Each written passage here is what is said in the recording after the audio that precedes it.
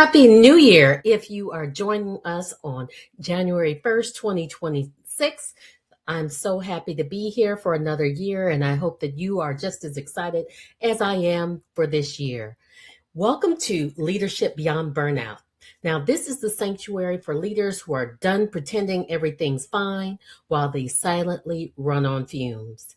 Here, we explore what it truly means to heal, lead, and succeed without sacrificing your soul or your sanity. Now, each episode, we invite bold, brilliant minds who've navigated burnout, breakthrough, and bold reinvention. Today, I'm going to be your guest speaker. Now, this isn't just leadership as usual. This is the revolution of the resilient, and you're invited to pull up a seat at the fire today. So let's dive in. I really wanted to talk today about the purge. This is something we go through every January for every new year. And you can almost hear the iconic movie blaring horn as the clock counts down with the rush of vows to lose weight, to clear the clutter, to cut off anything or anyone deemed toxic. We've had a lot of cancel culture going on, and it can feel pretty powerful. It feels clean. I know that I've spent most of the day today just clearing out my home from clutter and making sure that everything is clean.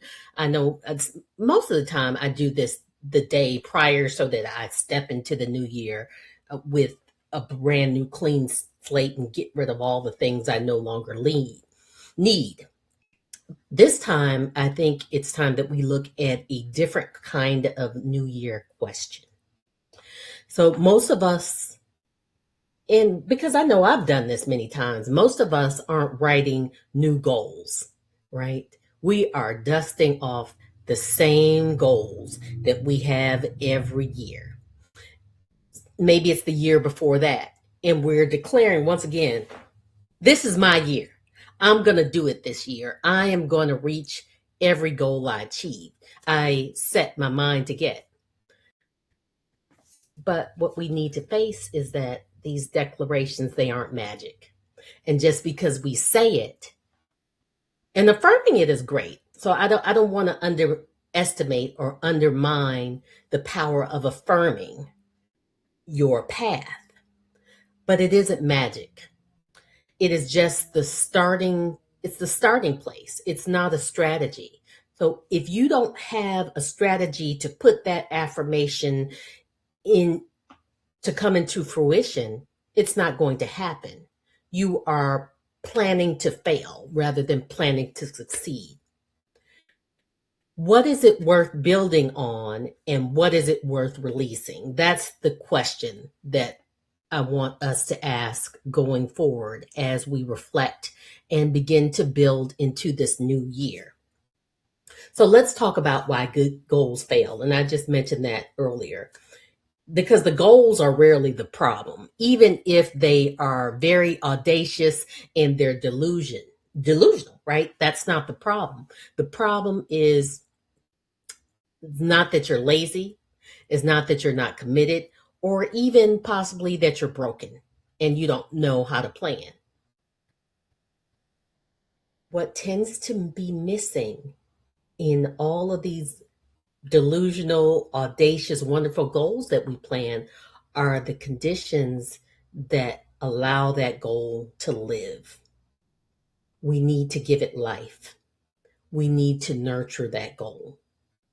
So we need to treat this goal like it's a living thing that needs to be cared for rather than this command that we need to obey.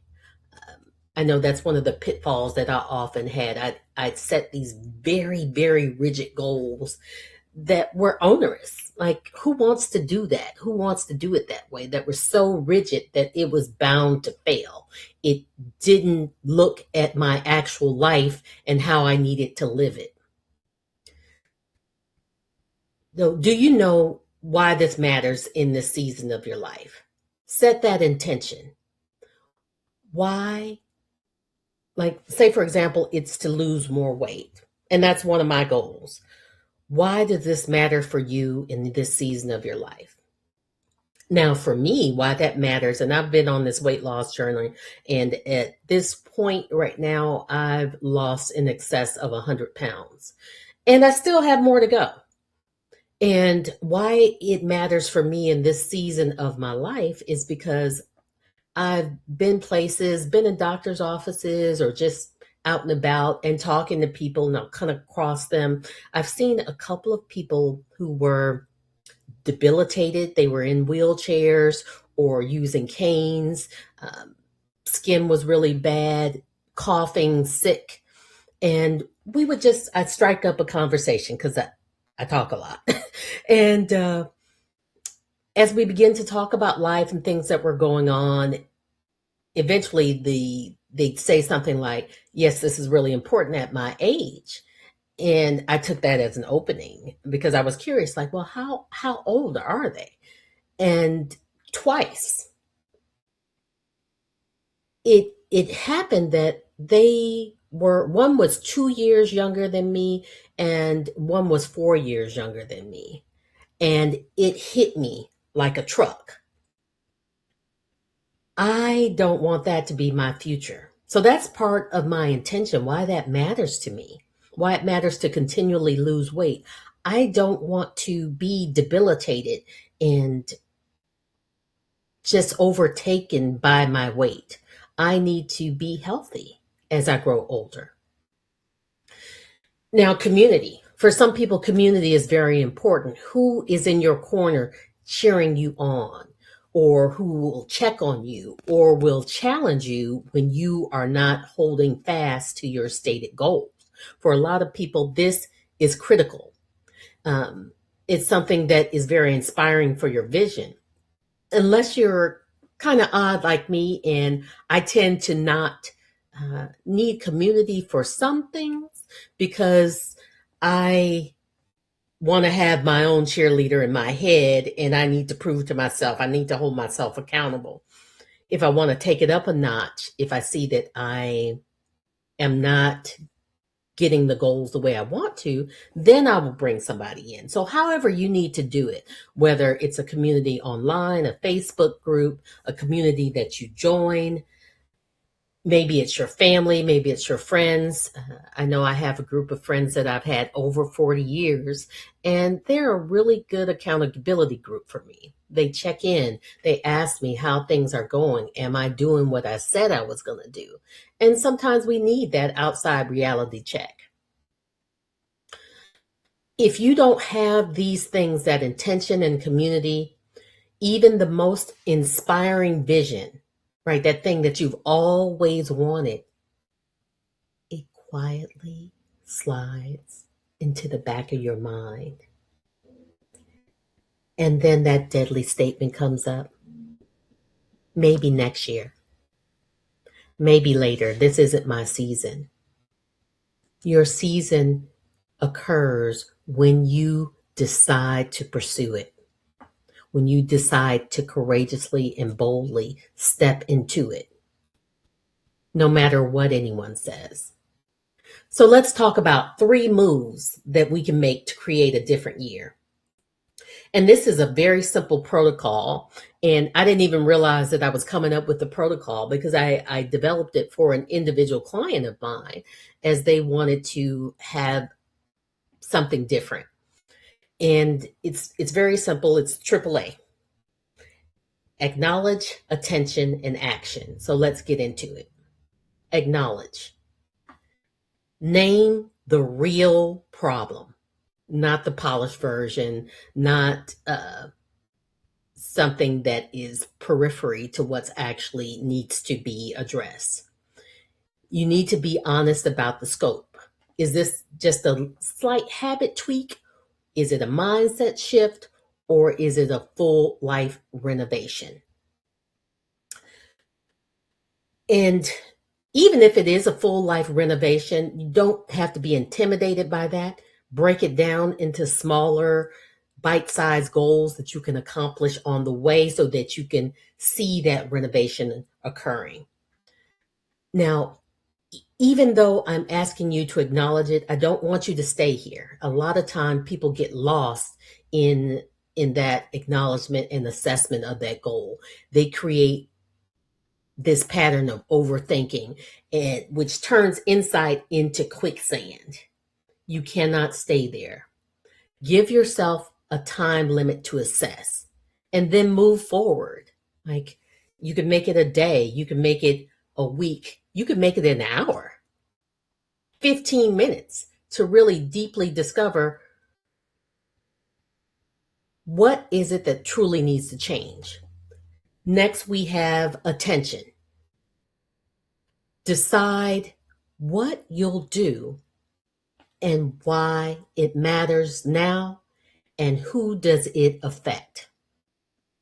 Begin to translate that goal into appointments.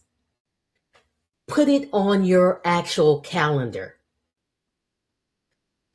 I know that's critical for me to put things on my phone with a little alarms to remind me to do it. Then that takes away my excuse or I forgot, because it's on my calendar. I'm treating it just like it's somebody else. It's that important that I need to pay attention to it. Like a meeting, that if you're meeting someone else, someone really important, someone that you deeply respect, and we've got to stop rescheduling on ourselves. Because think about it, if somebody did that, can you imagine if you drove out to a doctor's appointment and as soon as you got there, they said, oh, the doctor doesn't have time, can we reschedule you sometime else, some other time? The first time you'd be like, okay, I understand, emergencies happen. But if it continually happens, you're going to get annoyed. But this is what you're doing to yourself. I know I've done it to myself. The third thing that we step into after we assess, we give that goal attention. It's action time. That third critical A, that action time.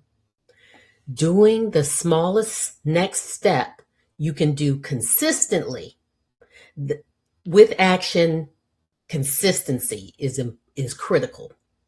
Not the next biggest step that you fantasize about, right? It's that small, consistent action towards your goal.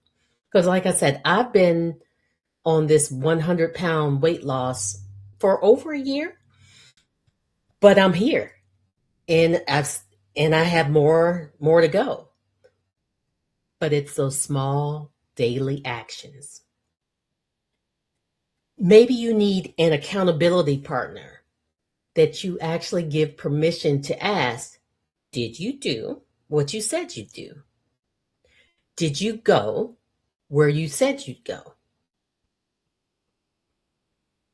Because that can be critical when you don't have the strength to challenge yourself, to hold yourself accountable. Sometimes it's in the removal of barriers in advance. So for you, if evenings are chaotic, schedule the thing you need to do early in the morning. Or if mornings are chaotic, schedule that thing in the evening or in midday. Whenever you'll have the greatest chance of success or to be consistent, schedule it then. And possibly even develop a plan for when your plans need to change. How will you get that in? Because it needs to be like breathing for you if you want to keep that promise that you made for yourself.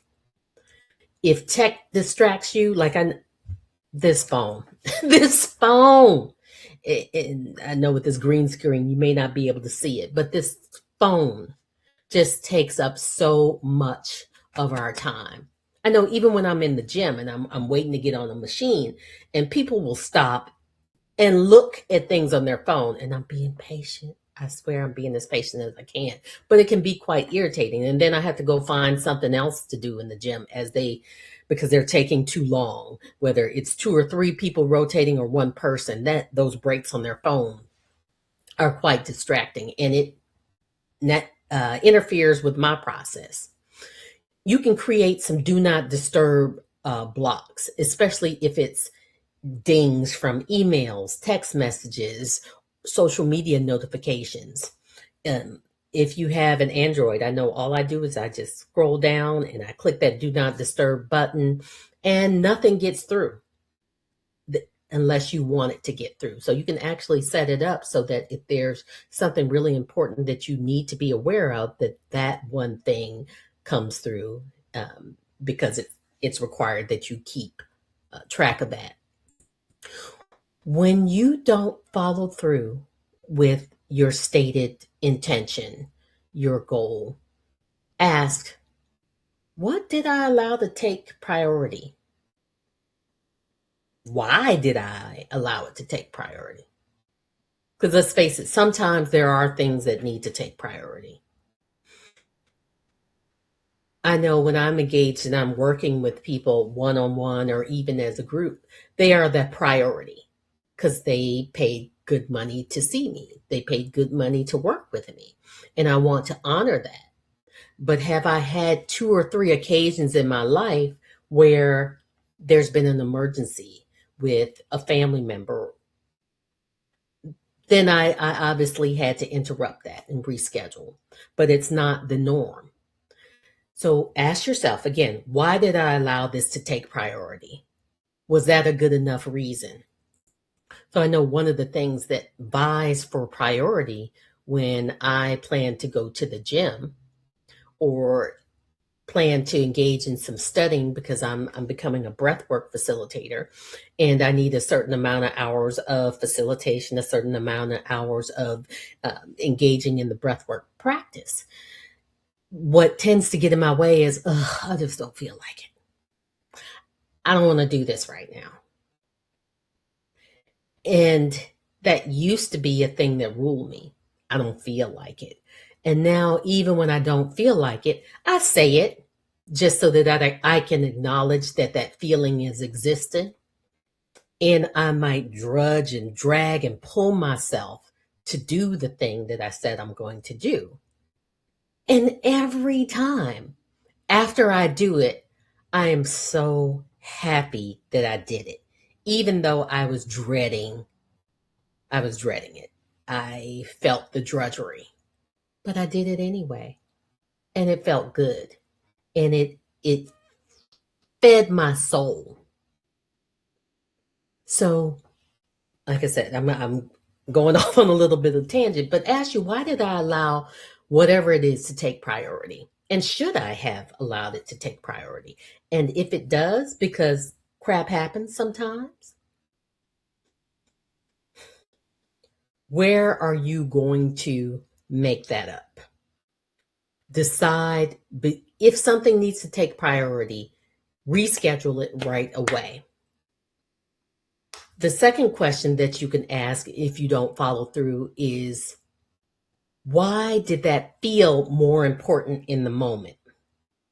Now, for me, most of the time, um, why did my apathy feel more important at the moment?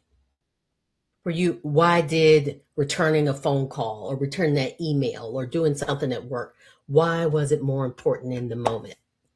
I was speaking with a client yesterday who wanted to begin to put herself in higher priority status.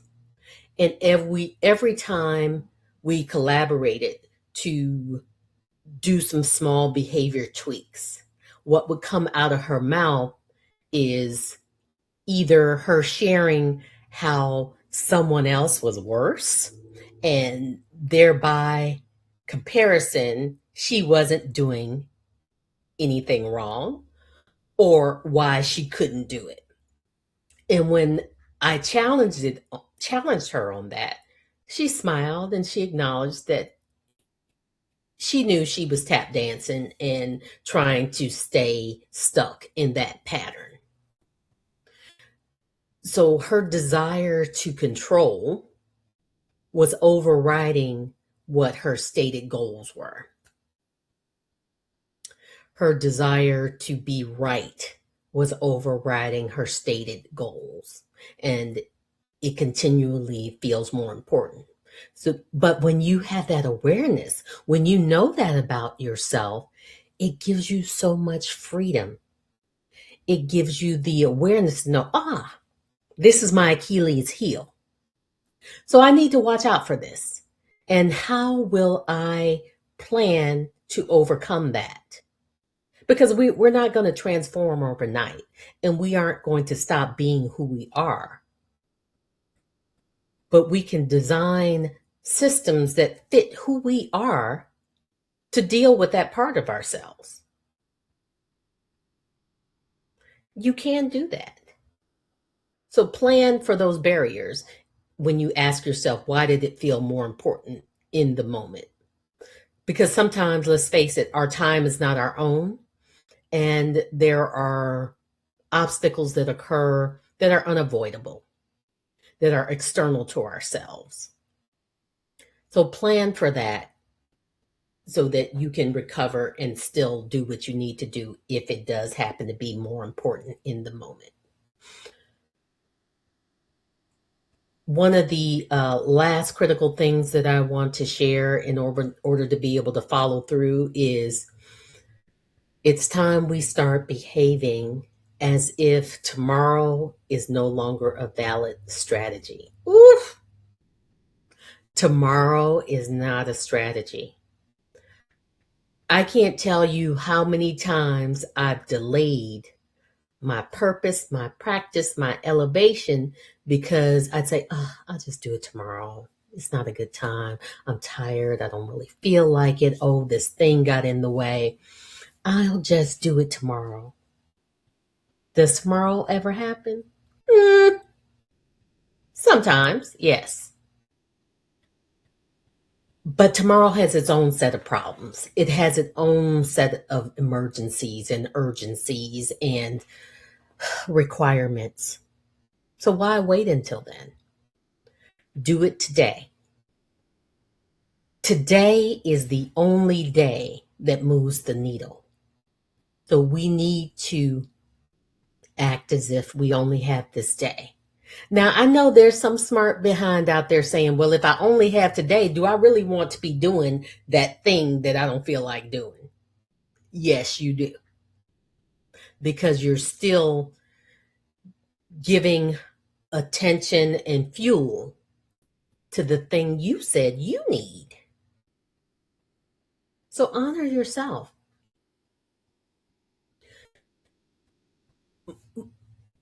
Momentum and desire and motivation isn't magic. I wish it were, because I've been motivated so many times, but it didn't make anything happen. It wasn't that wand that created this change, this radical change. It's the repetition with direction. Repetition with direction. You know where you're going, and you continually do the thing to get there. And when you think about, I want you to think about imagining that you are traveling. Say you want to travel to, and I'm just going to name a place. I don't know how close you are, but let's say you're going to Myrtle Beach. That's really close for me. It's about 2 hours away. And you get in the car and you start driving down the freeway to get there. But then suddenly you say, oh, wait a minute, that path looks a lot better. And you take it to the right. But that takes you way off the path to Myrtle Beach. And then you decide to go to your left. And it takes you further and further away. And you decide, okay, let me head back down that road. It's pretty hard to get to Myrtle Beach if you don't do it in a repetitious manner, continue to consistently go the same direction. So repetition with direction is critical. And you also get to decide what you want to keep this year. So this year, my focus is as much as what I'm keeping, as well as what I'm releasing. And I'm not going to share everything I'm releasing, but I do want to share what I'm going to keep. So even though one of the main things that I'm focused on doing is losing weight, and there are some things that I am going to stop doing. There's some things that I'm going to continue to keep, and I'm getting on that. What I am building on is friendships and relationships that stretch me, that allow me to grow, and don't require me to shrink to fit into their narrative, to be in that circle. And I'm sure many of us have known that we have or we have had relationships where people feel like we are too much and we shrink just to be in that presence. I'm not doing that anymore. Um, I'm building on opportunities to experience and express joy wherever I can, especially in small, ordinary moments. And I can tell you that just before I came online, I got my Alexa on and I started out with what's the Prince song did I start out with? International Lover. And then I danced to Private Eyes by Daryl and Oates. And I had my own private dance party. Was it a massive thing that I planned? No, it was spontaneous in the middle of me cleaning, but it was an opportunity for me to experience and express joy. And I needed it in that moment. And it gave me the fuel to be here right now. I am rebuilding on forward momentum and letting go of comparison as my measuring stick. What somebody else is doing is not my business. I am my business. And there are some things that I told you I'm not letting go of. Even though I am focused on releasing some of my bad habits that got me to this excess weight, things I'm not releasing, other big Baccanisha behavior, crispy tortillas fried in butter for tacos.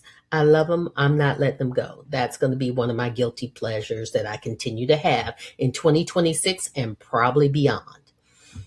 Oreos. Oreos are my friend. I just can't eat as many of them as I want to, but I'm not going to stop that because I enjoy it. And so, for those of you that are from Michigan, specifically Detroit, Michigan, where I'm from, every time I go home, I have to have a Faygo Red Pop, and it is pop, it is not soda, and Better Made chips. I especially like the hot chips. So anytime I go home, I'm going to do those things. So those three things, I'm not purging them because they bring me joy, and I love them. So when I do engage in them, I might have to exercise a little more. May have to drink a little more water to kind of balance that out and equal it out. But I'm not releasing things that I enjoy. So I hope that some of these tips are helpful for you to create some sustainable forward momentum, because a sustainable life is not built on punishing yourself. It's built on aligned choices, honest rhythms, and joy that you don't have to earn. Quit punishing yourself or making a prison that you want to escape. Build a life that you enjoy engaging in. The real question for this new year isn't what will you purge? It's what will you love? What will you support? And what will you choose often enough that it has no choice but to grow? I want to thank you so much for being here with me today. If you are catching this on the replay, I hope that you are moving forward with your 2026 goals. And you can catch me here every Thursday, 5 p.m. Eastern Standard Time and 2 p.m. Pacific. Don't hesitate to connect with me on social media. You can find me on LinkedIn, Facebook, TikTok, and Instagram. I'm not on Instagram as much. Mostly you'll find me on LinkedIn and TikTok. Until next time, I will see you later.